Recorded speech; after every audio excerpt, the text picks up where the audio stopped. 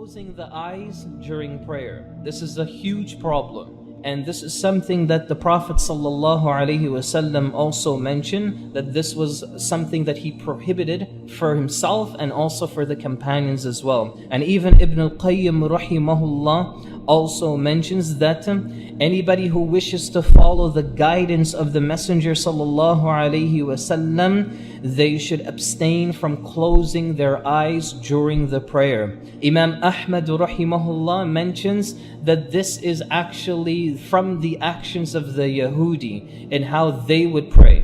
Next error, a person moving too much in prayer. This is the next problem, moving too much in prayer. Some ulama have said for a person who moves carelessly too much in prayer can actually break their salah, can actually nullify their prayer. The Prophet ﷺ, what he mentioned was to protect yourself from kathratul haraka, protect yourself from too much movement in the salah. And that's important to understand, because what that tells you is that the Prophet ﷺ did not prohibit any movement in salah. So you literally don't have to train yourself to be like a statue and focused in the salah. But the Prophet ﷺ here, from this narration, what it teaches us is that we try to limit that as much as possible. Now we come to the mistakes in the ruku'. When it comes to the mistakes in the ruku', now this is important, listen to this. Saying the takbir in the ruku', or saying Sami'a Allahu liman hamida in the standing position. This is a mistake when it comes to the prayer. So how does this look? Is that a person will, when they're finished the surah, and then they bow down in the ruku' and they say Allahu Akbar. But when they say Allahu Akbar, they're already in the ruku' position. That's the mistake. And if they want to come out of the ruku' position, they will stand up, Sami'a Allahu liman hamida. This is the mistake. It's a very, very particular mistake to pay attention to. Why?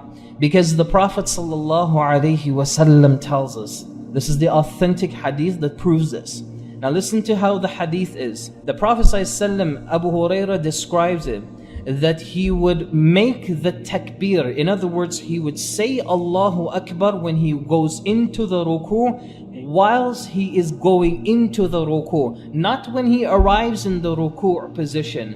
And then he would say Sami'a Allahu liman hamida hina yarfa'. So not when he reaches to the standing position, but whilst he's standing. A lot of people don't even know this. A lot of people don't even think about that this could actually be an error in perfecting their prayer. So what do you want to do? What you'd like to do is you'd like to make sure that your takbir ends when you arrive in the position that you want to get into. So when you get out of the ruku' now, Sami'a Allahu liman hamida. You see, I finish Sami'a Allahu liman hamida once I get into the complete standing position. It was a very particular practice of the Prophet ﷺ. Next mistake when it comes into the ruku'.